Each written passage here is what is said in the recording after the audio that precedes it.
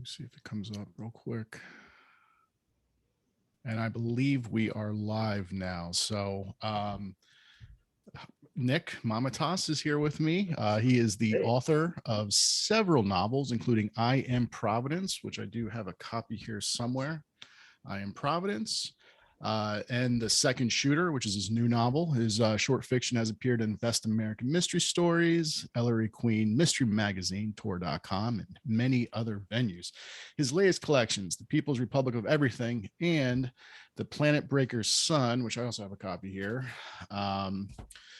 is out. And then Nick also recently released an anthology, Wonder and Glory Forever, all inspiring Lovecraftian fiction. His fiction and editorial work have variously been nominated for the Hugo, the World Fantasy, Shirley Jackson, and Bram Stoker Awards. And I'm sure there are a few other awards in there, Nick, that you probably just are too humble not to mention. So yeah, I went through my office last night looking for how many books of yours I have, and I do have these two. I also found the one that you did with Brian Keene, Damned Highway. I feel like I had the original hardcover copy of Move Underground, but when we moved a couple times, I probably offloaded some books, so it was probably donated to a library or something. So a good home somewhere else. But I remember I did have a copy, or maybe it's in here somewhere. My office honestly is a mess. So anyway, we're here to discuss your new novel, The Second Shooter, and a lot of other exciting things. Before we get to it, I want to just kind of discuss, because you're very active obviously on Twitter, and also you're active too on Facebook and Instagram. I mean, what would you say is your favorite social media platform? Twitter, because it works. Facebook I've endless problems with ever since they changed their format to become difficult to even look at, like a blasphemous image. And I've used a bunch of web browser extensions to try to fix it, to try to make it look normal, but it doesn't update. It's slow. It collapses constantly. Instagram, I still can't figure out. My Instagram looks very different than the rest of my social media. It's just things I see on walks, because I can't figure out how to to monetize it and use it to hashtags and cover images. And aren't we all writers here? You want to buy a book? So that's just like the adventures of living in California. But Twitter's where it's at, I'd say. And you are obviously very active on Twitter. It's always enjoyable seeing your tweets, mostly for the snark, I would have to admit.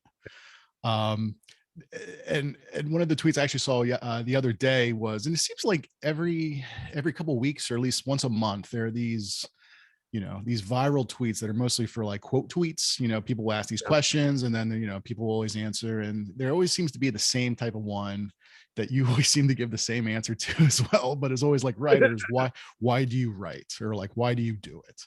I guess ignoring them is a choice as well, but you are always engaging with them.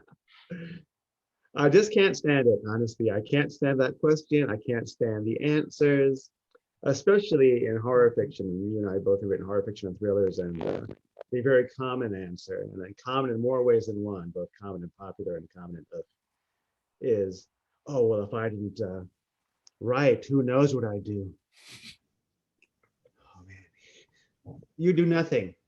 You would be working wherever you're working, filling out your spreadsheets, going home to your spouse who doesn't like you very much, and playing World of Warcraft in the evenings. That's what you'd be doing if you weren't a writer. Guaranteed. In fact, that's probably what you're doing too much now. So people often use these questions as a way to put on airs. Oh, I just need to. I need to tell my stories. Stories are important. And of course, stories are very important. Everything from constructing nations is a story, to the stories we use to entertain ourselves, tell our children. But anyone's particular story isn't probably entirely irrelevant, right? We need about 45 stories. We have 45,000 stories a year, but we need about 45 of them just to keep society together. And so I always answer, I always wanted to work from home, which is true. I have always wanted to work from home. And when I was a kid, I read the book Sport. It's one of the sequels to Harry the Spy. And Sport's father was a writer and very poor and not a great father.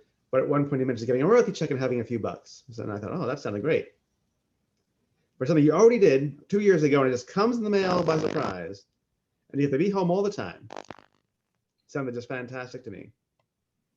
And so that really was my motivation in a lot of ways. Like, how can I work from home? So, okay, well then I'll say, so that's interesting. So there was never any like, you know, like you didn't kind of grow up reading a certain author or a certain type of book and then kind of felt like, oh man, I want to do that type of thing. It was just kind of like, what Oh, can I do no. where I can work from home? So I can tell stories. I did read widely, and I, read, science fiction, horror, mainstream fiction, experimental fiction. I read a lot of essay collections, politics. I was really, really interested in reading, and I, have a lot of books still. But it really was not me thinking, oh, I wish I could be this next Stephen King. Or, of course, in science fiction, people don't want to be writers; they want to be astronauts or wizards, and they can't be astronauts or wizards, so they become writers to live out their fantasies. But my fantasy was working from home. And so I think one of your most viral tweets was actually, was it a year ago, where you tweeted out one of your royalty checks, which was literally 10 cents. That's right. Yeah. Yeah. The tweet was something along the lines of, when I was a kid, my teacher would tell me, don't be a writer, you won't make a dime. And like, well, look at this check. And of course, thanks to Twitter, this cropping system, you're going to click through to see that it was for 10 cents and not for like $1 million or whatever. And I've gotten larger checks since then. And before then, that was definitely a very small check. But it was for a book that it's not even my name's not even on it. I wrote it with my friend Jeffrey Goodwin. It's called Spooky Creepy Boston or Creepy Spooky Boston. It's one of those true ghost story types of books. And it's my first name, Nick, or Nicholas, and his last name, Goodwin. And it's been poking around for years and years. And twice a year, they send me and him a dime each. Or I think we got like $1.50 last time, or $4.50 last time. So not too shabby. All right, it's actually very extremely shabby. That's extremely shabby. I'm trying to be positive about it. All right, so let's talk about your new book, The Second Shooter, which, to be clear, is a standalone. There's not a sequel or anything. I don't know. Yeah, it was another thing you tweeted the other day. I don't know if you were being facetious or not, but you were saying that I guess your dad kind of worried that people would be, had they not read the first shooter, they would be lost reading the second shooter. No, he did say that. He often says that sort of thing. A few years ago, I put out a book called "Insults Every Man Should Know," a little joke book, and he said, "Oh, you can't write. You should not write books like this. You should write something that's long that people want to read, like the Bible." So he's always full of advice. But yeah, The Second Shoot is the new book. It's a novel. It's a speculative thriller or a fantastical thriller. So it combines aspects of the thriller and aspects of fantasy and science fiction. And I started writing it in 2016 and stopped for years and years because it wasn't really getting any traction. Then, amazingly, I wrote 2 other books in the meantime, one of which came out, one of which is also all but abandoned. And then, sort of on a whim, my agent sent it to one more editor, and he's the one who wanted it. And since 2016, there was QAnon and Trump and conspiracy theories and Alex Jones and Sandy Hook. So I had to actually rewrite the last third of the novel completely to make sure it's crazier than actual reality. And it is a crazy book. I had the pleasure of getting an early copy. I really like the cover, not just because they actually used part of my blurb on the cover, but because the cover is just a really cool cover. I just think it's really striking, and hopefully, it sells a lot of copies for you. It's funny though that you said that you started this in 2016, and then had to kind of put it aside, and then you started writing it again. It had to be even crazier than what was going on in real life, because I don't want to get too much into the book because there's gonna be spoilers or whatever else, but the book does get very increasingly crazy the more and more you go with it. So, I mean, and I guess before we kind of talk about maybe just what the book's about, first, can you tell us what the book's about, and then just a general overview, and then what's the seed of it? Like, what happened in 2016 where you're like, what, I think this might be an interesting idea. It's about the phenomenon of second shooters, and if you ever look closely at early news stories of a mass shooting event, almost invariably there'll be reports of multiple shooters or reports of a second shooter, and almost invariably it's not a second shooter. People report them because eyewitnesses are not good witnesses, especially when they're under extreme stress, like they're being shot at or hearing gunshots. So they may be hearing an echo, or seeing somebody run toward them who's actually also running away, or see the police. And so there'll be reports of a second shooter, then those second shooters vanish. And Of course, this also helps inform conspiracy theories, like, oh, where was that second shooter? Was it a government handler, or was it this, was it that? And so this book is about a guy who is working on a book about the phenomenon. And he works for a small left-wing / conspiracy publisher. And most publishers these days who are conspiracy publishers are right-wingers. But I wanted my fantasy of a left-wing version of like a hipster left-wing conspiracy publisher to be real. So I made that. And he's going around interviewing people who are survived these shootings about their experience with the second shooter. And as time goes on, he meets a lot of strange people who've had interactions, everyone has an opinion about it. And as things goes deeper, he realizes that he's sort of in the center of things in more ways than one. And again, yeah, things get really crazy from there. So what was, so you said that, well, first of all, would you say that this is your first real thriller? Like you said, there are different, I mean, it plays in a lot of different genres, but I mean, is it more of just, you know, when you look at your books, this is the first thriller? Because, and that's another thing I wanted to talk about too, just, you know, you dabble in so many different genres. It's very hard to kind of pin you down. Like, you know, was it that you set off to write more of like a thriller, or just the story kind of, you know, the second shooter aspect kind of progressed into a thriller from there? I was trying to write some kind of thriller, some kind of crime novel that wasn't a mystery. Okay. So there's that moment where crime, if it becomes more social, becomes a thriller, or or suspense novel becomes a thriller when the themes and motifs are more political and less personal. At least that's my conception of a thriller in some way. So I sat down and thought, people love thrillers. How can I ruin this thriller so nobody's gonna like it who likes thrillers? Oh, I've got it. I'll make it about crazy left-wingers and conspiracy theories and shitting on every possible political circumstance or belief that somebody might have. I have an awful, awful protagonist that everybody's going to hate. And then change that protagonist at the end to somebody else entirely. And just break every rule of the thriller while still having a thriller. And you're saying publishers, and you're saying publishers didn't like this? Yeah. Although strangely enough, some editors liked it. And what would happen invariably was either editors loved it, but their bosses put the kibosh on it, or we'd send it to an editor and there'd be a mass shooting event. And so that people that became too hot to handle, they didn't want to think about it and didn't want to consider it, didn't want to go to the sales conference with it. I've got an idea for a book. You guys see the news this morning? Well, so that's really like a bad pitch. So did you feel ever, I mean, were there times when you were writing it that you felt maybe, you know, you were maybe going a little bit over the line with some of the stuff? No. No. Not the bad question, no. Although I did change some things. A couple of people read it and said, hey, you should dial this back, dial that back. Yeah. Mostly about the protagonist. And so I did dial some of that back. And it was good advice, I think.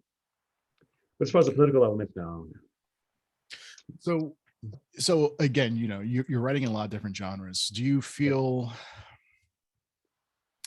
like how do you decide, you know, this story is going to be a science fiction story, this story is going to be a horror story, as far as, you know, like you were in, what was it, the, you know, America's the Best American Mystery Series, which is, you know, a pinnacle yearly anthology. I mean, to get a story in there is very impressive. So I mean, at what point did you kind of feel like, you know, this story is going to be a mystery or crime or horror or science fiction? Or do you just kind of have an idea for a story and just kind of go from there and kind of let the story just kind of develop around that? Or do you not really kind of overthink about it too much, or just?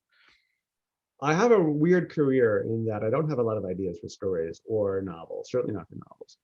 And I almost always write on solicitation. So if somebody asks me for a story about some topic, and I'll write that story. And the reason they ask me is because they'll know that my version of their topic isn't going to be what they expect. So on one level, I'm saying, oh, you want a zombie story? You got it. Oh, I didn't want this zombie story. I know, but you're going to publish it. I guess I am. That kind of thing. So almost all my books are these weird contractual obligations where, oh, you want a fantasy novel with a sword? Okay, you get one. And it matches the remit, but it doesn't match anything else that anyone would expect about that. Same thing with this thriller. Like, it's a thriller, sure, but if you're looking for a thriller, you're going to be surprised. So I tend to do that a lot. I tend to be very contrary in that way. But I'm also inspired by what I read. And About 12 years ago, I started reading a lot of confessional fiction that delves into crime fiction, people talking about like their own low life activities. And I was really enraptured by it, really enthralled by it. And so I said, I want to start writing some crime fiction too. And it's actually a good challenge. It's an aesthetic challenge because with fantasy and horror, you can have some mysterious elements and a setup, and then go, and then something inexplicable and wacky happens. The end. But with a crime story that's realistic, you have to have a certain logic to it. You can't just say, oh, crazy things happen. Except, of course, in the second shooter, then you can. And so I enjoyed that aesthetic challenge of writing noir and writing crime fiction. And so I've been doing that increasingly. Yeah, I've noticed it feels like you're kind of, veering more into the to the crime kind of section. Do you just kind of enjoy those more? I mean, if you could, I hate to make it seem like this way, but like, moving forward, if you had to only write in one genre, is there one genre that you would say that you would prefer over the others, or they're all kind of, your children in a way, or however they like to say Well, it? no, it's interesting because people say, oh, are your books like your children? No, of course not. I have a child. I think about my child every day. And I had a book come out a month before my child was born. I never think about that book. Unless somebody brings it up to me, oh yeah, that book, I guess that was pretty good. Glad you liked it. Or, oh, you didn't like it? Okay, sorry. You're telling me what you thought of the book? I don't even remember writing it. Haven't read it in years. But you tell me about my kid's always top of my mind. But as far as the question of genre, I guess I would like to write more crime fiction, but there's a hard limit in that there aren't many venues for short crime fiction. But there are two mainstream magazines, well, three mainstream magazines, some webzines that pay very little, and occasional opportunities like anthologies. That whenever I see a crime anthology, I always try to push my way in, or ask for solicitation, or query, or just submit. Of course, science fiction fantasy has a lot of markets. It may not seem like it when you compare it to the 50s or 60s or 40s or 50s, but there are still a dozen great magazines that pay 8 cents, 10 cents, 15 cents a word and have thousands of readers, and the stories are up for awards afterward, and 6, 7, 8, 9, 10 anthologies a year, and then a bunch of small press stuff that often small press anthologies that are kickstarted or edited by some guy who threw down in the grocery store and they gave him $10,000 to not sue, and I was an editor. So many opportunities in science fiction, fantasy, and horror, many fewer in crime. With the situation reversed, I'd definitely be writing much more crime fiction than so what about though, like novels? And I guess my whole, especially with novels. Now with short stories, I guess it doesn't really matter, but because obviously novels is more of a marketing thing, they're in bookstores and you really have to do those individually. Because you dabble in so many genres, has it ever crossed your mind to like do like a pen name for one genre or over another, or you're just kind of screw it, I don't really give a shit? More like until 8 years ago, when my son was born, he was born this month 8 years ago, I was the last Mamatas in the world. Right. I have no other brothers. My sister has no kids. Oh, she probably would have changed her name, but maybe not.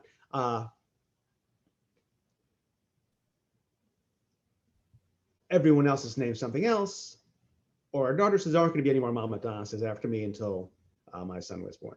And so one reason why I would always keep my name was because of that, to be immortal. Another reason was because, of course, people made fun of my name constantly growing up. Mama, mama, mama, this, that kind of business. And even though I'm not a fan of Arnold Schwarzenegger as an actor or as a politician, I always really appreciated what he said. I came to America, they called me Arnold Strong. I said, no way. Schwarzenegger, my agents and my manager said, they'll never learn it. And he said, oh, I'll make them learn it.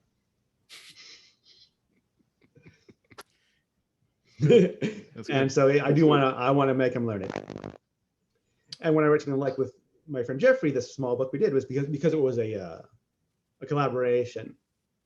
We just have to combine our names. But generally speaking, things that I publish under my name. Oh man, now I just blanked on a very good question right now. I completely forget what it is now. Shit. Anyway, all right, well that's awesome. It's not like we're live or anything. Yeah. I'm sure I'll remember it. So, oh yeah, that reminds me then. Okay, because of your name and going back to social media and Twitter, who do you get mistaken for? You get tweeted because I see that occasionally, like it's somebody famous or some type of. Yeah, it is Mamata Banerjee, who was a politician in Kolkata, in India, and she is a major politician there. And she is left-wing, as far as I can tell, but not communist. So she's anti-communist left-winger. So the communists dislike her, and the right-wingers, the Hindu nationalists, and in India is like here in America, where the far right has really taken over politically. Even if they're not in office, all the political rhetoric is this far right, horrifying nationalism. And Mamata Banerjee has some affection for or some connection to Muslim communities in India, or at least doesn't hate them, or at least isn't trying to actively oppress them. And so I constantly get a flood of tweets and DMs from people wanting to denounce or yell at or even kill Mamata Banerjee.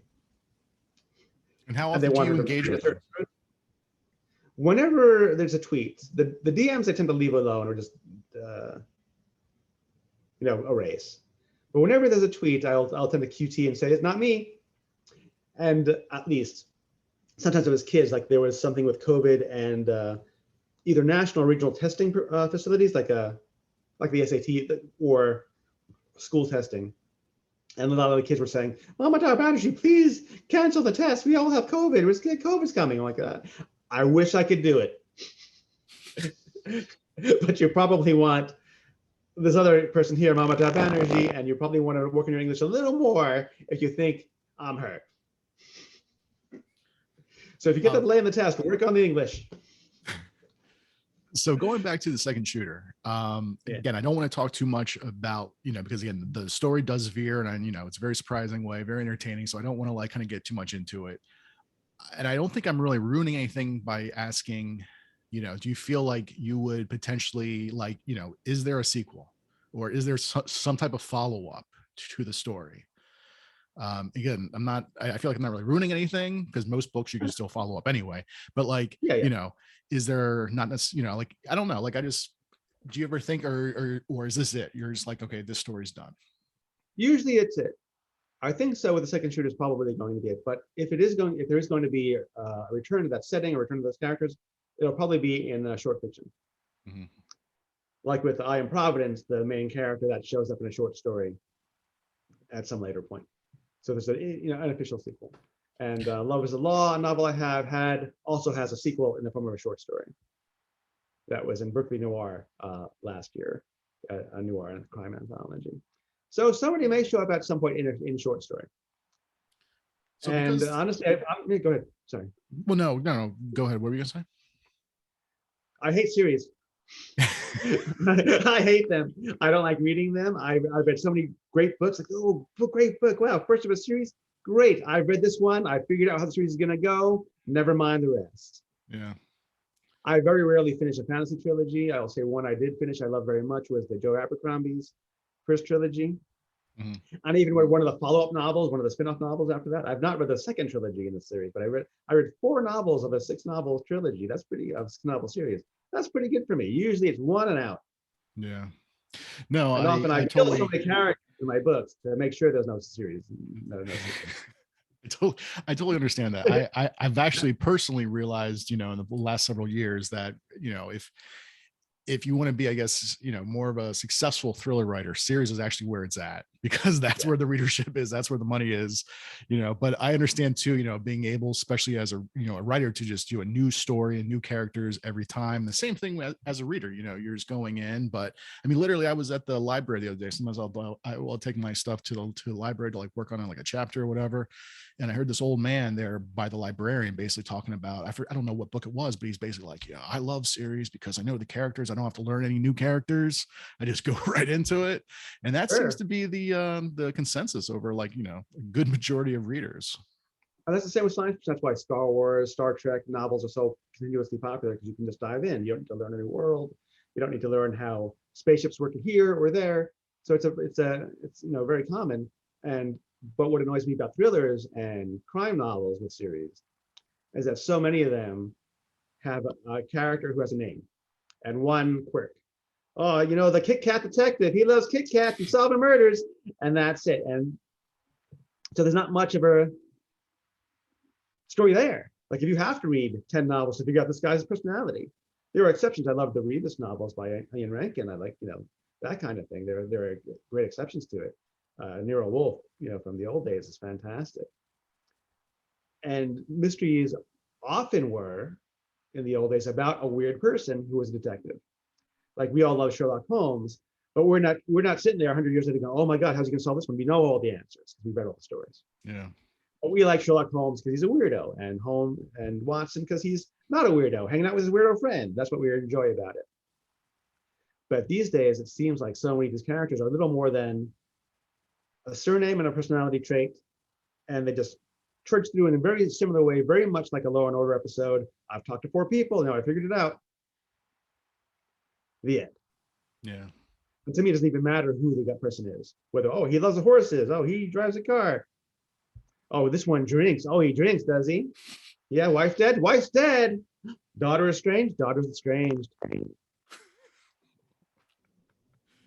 Oh man, no, that's good points. Those are good points. So actually, okay, well then moving on then. Okay, so you've worked, obviously you've worked in publishing. You're still working in publishing, but you've done different jobs, and you've also worked as a bookseller.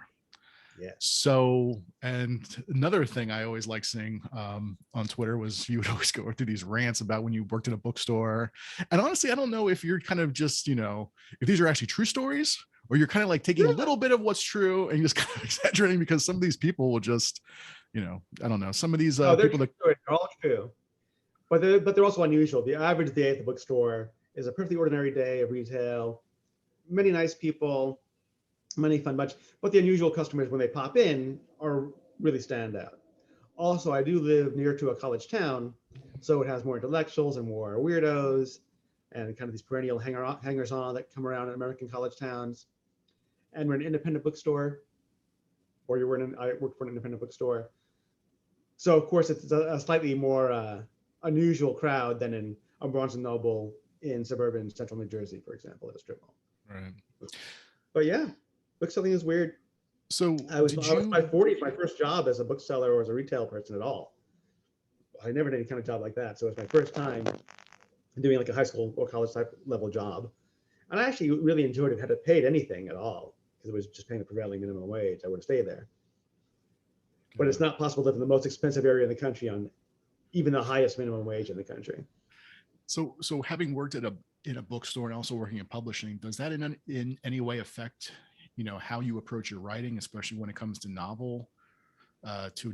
Like, do you kind of see like, okay, like, I guess the question really is, and I almost feel like I know this answer, but having known you so long, is like, I mean, do you like really kind of care about like the marketability of a story, or you're just really kind of, again, just writing just what kind of, is in the mood at that time, and you just kind of go from there? That's too complex. It's 2 questions really. So I'll answer the second one first. I would say that I really prefer writing short fiction and short essays and things like that. And I tend to write novels when someone asks for one, or when I have an idea, which is pretty unusual. The second shooter was an idea I had. Even I Am Providence was Jeremy Last and a guy were saying, hey, Nick, do you want to write a novel? It's True Detective meets Bimbos of the Death Sun. And I said, oh, I can meet that contractual obligation.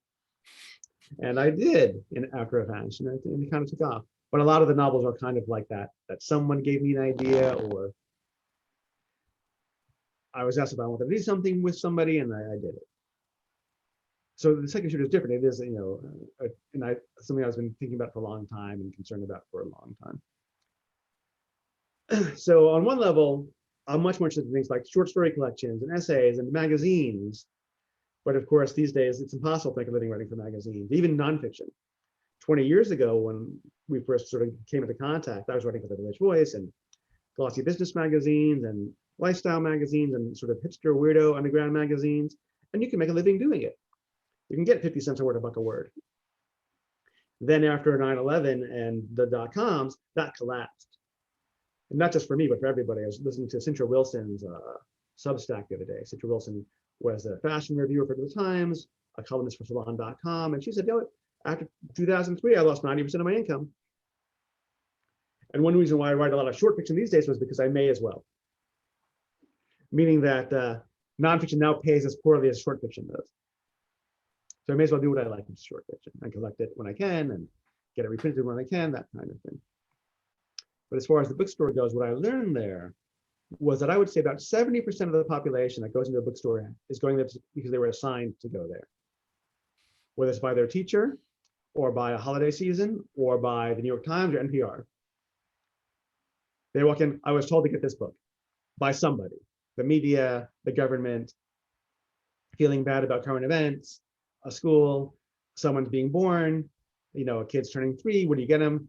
Well, you get them what you got when you were 3. And 30% of people are explorers. They're there to find a book that sounds interesting. And that's really cool. And what I learned is that my readership is at 30%. Right. So I guess you can't, at least in the independent bookstore where you worked, how long does the typical shelf life, at least for like a fiction book? Oh, How long is long, it? pretty long. Unless there's some sort of crisis. And of course, we had the crisis of COVID. So there's a lot of get these things off the shelves. We need to get our money back, get our refunds. But we'll keep things and we have a restock buyer in the store. So independently, it's a little different than say Barnes and Noble. But generally speaking, we'll give a book 8 months. Cool. Now, of course, if it's one of the bigger books that we get 3 or 4 or 10 copies of, we may send back 6 of them, but we'll keep 4 for that 8 months.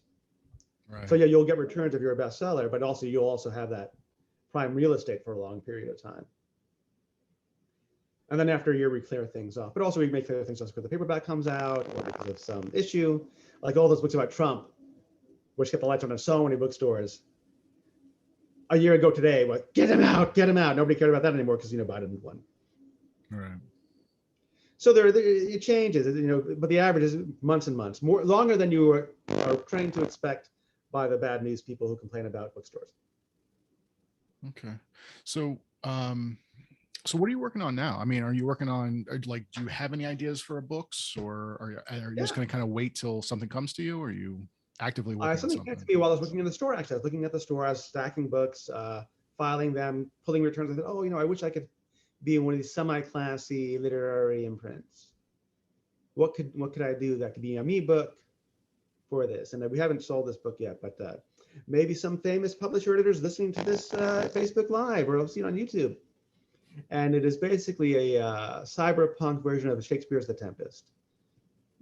That takes place after a climate collapse and population collapse. And the Caliban character is the last actual human in the setting. And everyone else is a post-human cybernetic organism. And I've got about 20,000 words of it down. We pass it around here and there to some yeses, to some no. Well, not to yes, but to some, if he finishes it, I'll be interested. But how is it going to end? And I always found that to be very strange because, of course, if you buy the book, if you acquire the book, Mr. Editor, you get to tell me how you want it to end. And we have a fruitful conversation about that. Yeah. But of course, if I guess wrong, if I can't read your mind, sir, then we're both going to lose out. So that's still on market. I'm hoping to get some good news from that soon. And so that's the kind of thing that the bookstore told me. It's like, what do I really want to be? It's like, well, I don't want to be someone who writes a serious novel, and I've got 2 series under different names, and one's kind of for kids and one's for the grown-ups. Ooh, there might be a boob in this one type of author. Well, what about like YA or middle grade? Have you ever considered that, especially because you have your son? Not even for 2 seconds. I haven't even given it a thought. No way. And I mean, there are some YA that's fantastic. Some middle grade, especially middle grade, is fantastic. And one year I was on an award jury for YA, and I read 90 books, and some of them were really good. And some of them I recommend. It was even hand selling years later when I was looking at the store. But no, I don't care. The one thing that they're boring narrative. People find some narratives boring, some exciting. The narrative I find extremely boring is coming of age. So, he came of age. Who gives a shit he came of age? It's a big deal. Congratulations. You weren't hit by a bus in high school. Congratulations. Yeah. And the other thing I really leaves me cold, I don't care about it. It's not like I dislike it, but many people are interested in the found family. Like, I found my true family. And this may just because I have a large family, a large extended family, that I never really felt the need for that kind of narrative. And my family is a bunch of weirdos, and maybe get along, maybe we don't, maybe they're little feuds, like average Greek American type of stuff. But there are enough of them that there's always one more cousin to turn to. So or one more to hang out with, yeah. So is your family essentially the family from My Big Fat Greek Wedding? How accurate is that? How accurate is that to a or to a I Greek would family? say this is a good question because people ask me this a lot because you're all racist. But my answer is that story sounds like a lot of about a story from the previous generation. Mm. Because I think Nia Vardalos was writing more about her mother's experience than her own experience. In that, Nia or Tula, the main character, isn't educated. She doesn't go to college, right? She's working for the diner. The father says, "You got to get married. Why don't you get married?" She's like kind of an old maid, kind of a spinster character before she finds like Sydney, the strangers, the foreigners, and marries one. But Greek Americans and Greek Canadians of her generation and my generation were heavily pushed towards education. Nobody's telling their daughter, "Oh, don't go to college. You just get married." Everyone's like, "Go to college. Go to college. Make $1 zillion. Be successful. Also get married. Find an even richer Greek to marry."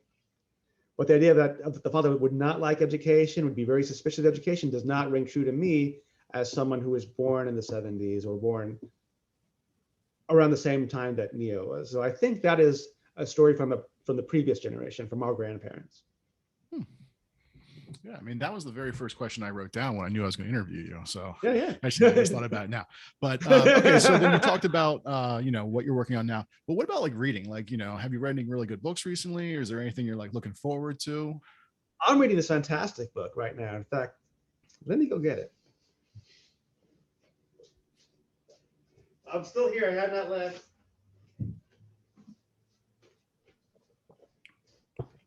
And I don't know this guy. I don't know this book at all. It was sent to me in the hope that I might review it on a Patreon or something like that. It's called Sunrise by Sin. It's from a small press. I don't even know the name of this press. And it's by a fellow named, this is a galley, so it's not quite, Sean, that's S-I-O with a mark on, Scott Wilson. And it is about two resurrection men in London. Do you remember what resurrection men are? For those who don't know, Robert's pretending. Back in the 19th century, when medicine was a infantile science, it was hard to find bodies to perform experiments, to autopsy, to understand anatomy. So today, medical students all have their own cadaver they cut up and that kind of thing. So it was very difficult back then. So people would have a job, it was an illicit job, a criminal job of breaking into cemeteries and stealing bodies to sell to medical students and to surgeons. And famously, two guys in Edinburgh with broken hair went even a step further and started killing people to sell the bodies. And this is about two fellows who are broadly like Burke and Hare, who are trying to find a missing corpse of an intersex person, what they would call in the 19th century hermaphrodite, because they're very rare to. And it's written in this incredible street language of the 19th century. Characters are fascinating, setting is amazing, it's hilarious. And this book is great. Some Rise by Sin. Yeah, hold up a little bit higher so everyone see. Okay. Is there a publication date for it?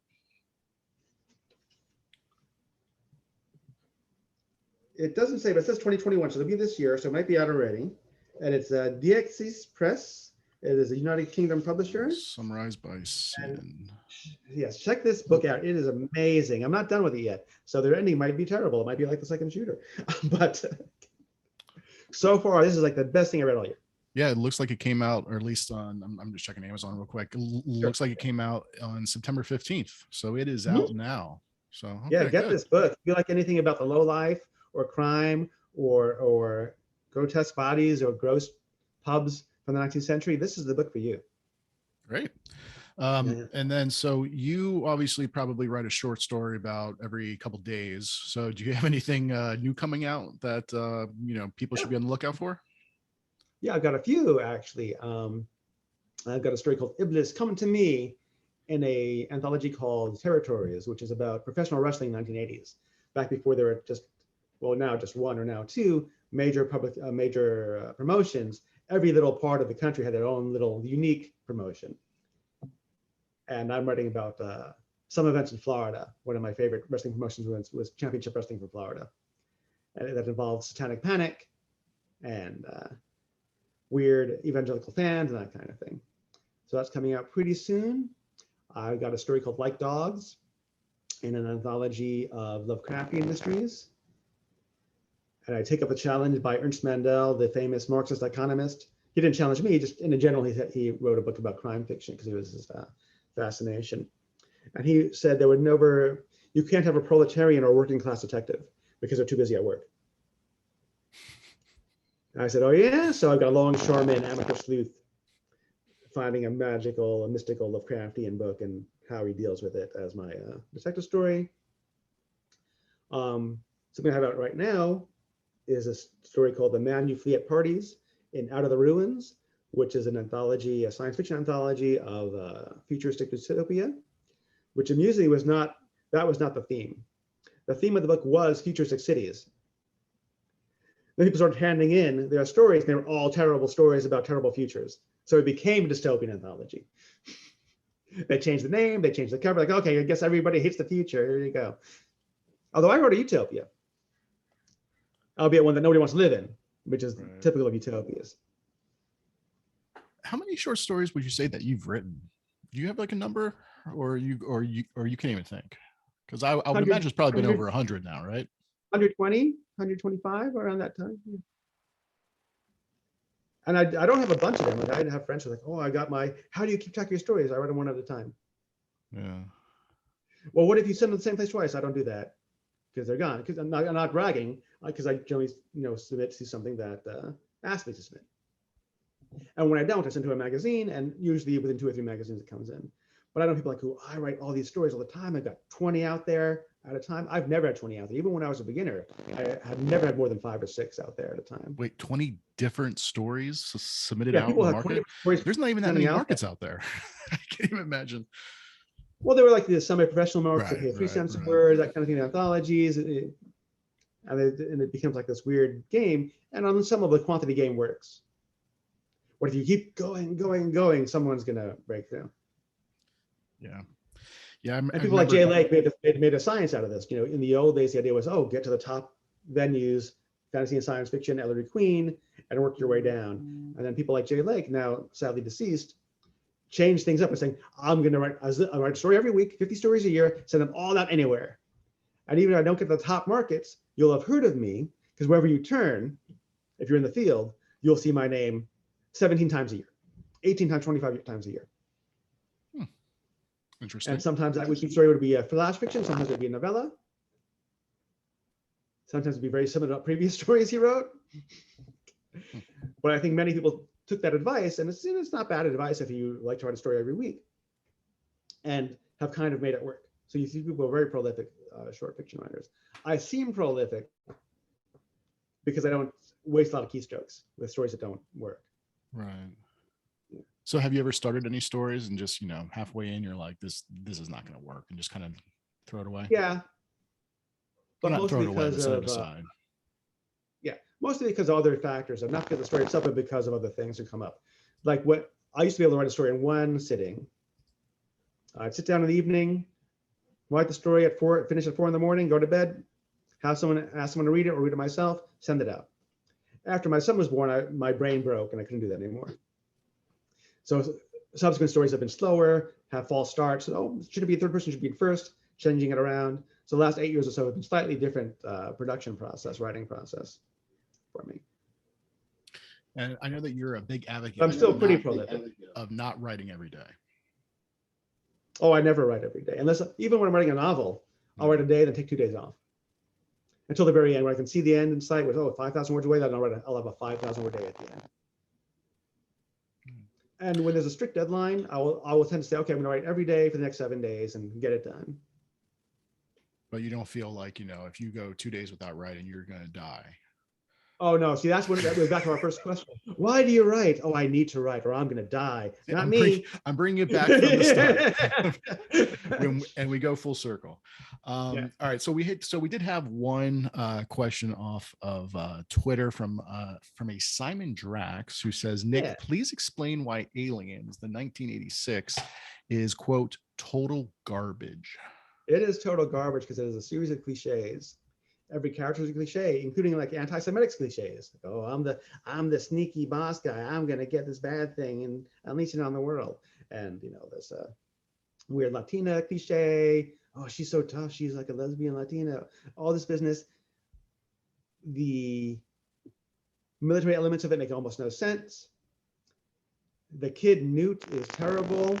I don't mean as an actor, she's a pretty good actor, but just like, it's just, you know, think of a girl in danger. Oh, got to be a pretty white blonde. Got to be humble and nice about it. Like no kid ever freaks out. And this is true of almost all movies, like Inception, another terrible movie that everybody likes. Leonardo DiCaprio's thinking about his kids, and what does he think about? He thinks about two kids. You don't even see their faces in a meadow holding hands. But if you have a kid, you're thinking about, oh, my kid, what's going on with my kid? Sitting on the couch, eating nachos, screaming for, I need more nachos, playing a stupid video game, being a little jerk brat. You know, that's how kids actually are. But that never happens inside this movie.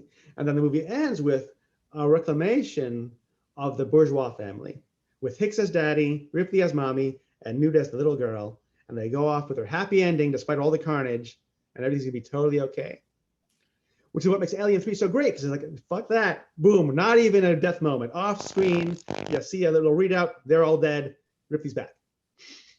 That reminds me that was, would you say that's kind of your biggest issue with the TV series Fringe, how it ends? No, I like Fringe. I like Fringe so much that the end didn't bother me as much. But I thought it, okay, but like it was still the same type of idea where it was just, you know, the nuclear family is all about keeping them all together. Exactly. And going Although back I did to like the family, because of the previous seasons, the family is always a weird moment. Yeah. A weird structure with the father and the kid, and the father's kind of a lunatic and he has all these problems, but he's also a genius. And the kid's kind of a criminal, but he gets along with law enforcement. And so it undermines that so much more than in the end it reifies. So because it could be 6 seasons of fun, I was able to have that last season. Yeah, it's okay. You can have that. Right. Going back to the kid tropes, and one trope that usually is in movies, sometimes TV shows, but it seems to always be the case where if a kid has diabetes, you know that's going to come in later. They're gonna. Oh, yeah. It's like a kid just can't be diabetic. They has to be diabetic because it's going to create some suspense or something. Yeah. Kid has an inhaler. Kid has glasses. The inhaler too. Oh, the glasses fell off my face. Now what? Here comes the monster. Oh, but I can use it as a magnifying glass and set a little fire. Like all sorts of crazy shit like that. So actually, you know what? One other quick question. Now that I think about it, because I think you're the only person I know who really is into wrestling. How did that start? When I was a kid. I saw it when I was a kid. I remember seeing it a couple of times, but it really sunk into me one holy Saturday, because it is not atypical for Greeks to go to church around midnight on Easter, like what a Catholic might call a midnight mass, but we don't say the word mass in Orthodoxy. And it's hard to stay up till midnight to 11 o'clock, especially in a suit, before going to church. And most Greek people don't go to church for the whole thing because it's long. Greek services and liturgies are 3 hours long, and Easter's even longer. So everyone rolls in the last hour. And so to stay up, we were just flipping around TV, and it was 11 o'clock at night. Like, wow, this is pretty good. This is a lot of fun. Watching the wrestling from WWF at the time, or WWF at the time. Then I got into it, and then of course it became huge. I was watching it before Hulk Hogan and the WWF revolutionized it by making it a national thing as opposed to a regional thing. But I always just got a kick out of it. I always liked the idea of combat sports. I like boxing too. I like MMA. I like sumo. But wrestling was always good because it had storylines and colorful characters and weird stuff happening. So it's like going to see the circus every week. And it's also soap opera. And it's also like athletic competition, well, not competition, but athletic displays. And so it's always been a lot of fun. And you're still into it. Yeah, I'm still into it. Absolutely. It's great. All right. Yeah. I got a story about it coming up soon. So now all my people that I watch wrestling for is a write-off. There you go. Yeah. Have you actually ever gone to any of them in person? Yeah. Mm-hmm. Not so often. A handful of times. Yeah. And it's less fun. Because, here's what I can afford. Here's my seat. So then explain this to me, because I never really understand any of this. What's the difference between WWF and WWE? The WWF settled out of, I don't know the details perfectly, but my understanding is the WWF settled out of court with the World Wildlife Foundation, which also had trademarked WWF. To avoid confusion, they said, "Oh, we'll fix this. We'll make sure that nobody confuses us." And then they didn't. So the WWF, their foundation, went back to court saying, "You must change this. We give you the chance to change this to make it clear to you, to the public, that the WWF is not these terrible wrestlers with their steroids and their early deaths, but was about saving pandas, and you didn't do it. Now you got to change." And so they changed to World Wrestling Entertainment. There's also the fact that that company in particular dislikes wrestling. Even though they are a wrestling show, they'll say, "Well, we're not a wrestling show. This is not a show about where you see wrestling. This is a show about wrestlers in a wrestling show, like the Muppet Show." Like the Muppet Show is about Muppets putting on a show called the Muppet Show. Right. And this is why you'll have people talking about their secret plans to betray somebody in front of a camera. So if it were real, like if this was a real sport where you were allowed to sneak in and beat somebody else up, you wouldn't say, "Oh, I'm going to get that guy. He won't know what hits him," and then do it, because you'd be arrested. Right. See, I guess I always thought that, kind of like the National League and the American League of Baseball, like, there's the FF, or there's the WWF and the WWE, like they're happening at the same time, but I guess that's not the case. Well, there is something like that in WWE. They have a brand split. So there's a show called Raw and a show called SmackDown on different channels, and they each have their own champion and their own kind of color scheme. And there's a draft, a false draft, obviously, back and forth between them, and occasional rivalries where the Raw people beat up the SmackDown people and vice versa. So that's in that, because that's how it used to work in the old days, when there's more than one major company. They'd occasionally cooperate, occasionally compete, like Marvel and DC Comics will very rarely have Batman meet Spider-Man. But for the most part, it doesn't happen. And so to recapture that while owning both sides of the equation, they have this sort of brand split and try to make it look like a sport on that level. Awesome. Very exciting for fans of fiction. Very exciting for fans of good job, Mamatas and I love to end on a very low point. That is always the best part. So no. What's having, Robert? What you having? Well, thanks again for joining me, I guess I should say. And yeah, so again, Nick's new book, The Second Shooter, is currently available in ebook and audiobook. It will be available as soon as the ship gets here, I guess. That's right. Now, it's already available in the UK, right? That's my understanding.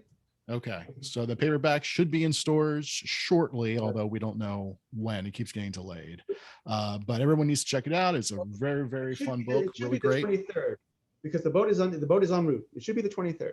We should be okay for the 23rd. Just in time for Thanksgiving. So for everybody's Thanksgiving stocking stuffers there. That's right. Just hide from your family. They won't talk to you. The second shooter in your face. Exactly. You can give it to your uncle at Thanksgiving. It would be a perfect gift for him. So everybody check out Nick on Twitter, where he's a very entertaining, and then his random pictures on Instagram and Facebook. I don't know. Do you how many friends do you have on Facebook? Like, do people, just random strangers, just send you a friend request on Facebook, and then like 2 seconds later they say, "Hey, check out my website or sign up for my newsletter"? Or are you at a place now where you're not really accepting any? You just. I definitely get some of that, but not so much. But I'll you know what? It depends on the picture. You got a beard and a hat. It's going to be a long time before I click on that in your picture. Right. Shave your face, take your hat off. Better to be friends. So thank you again, Nick, and thank you everybody for tuning in. And yeah, everyone have a good day.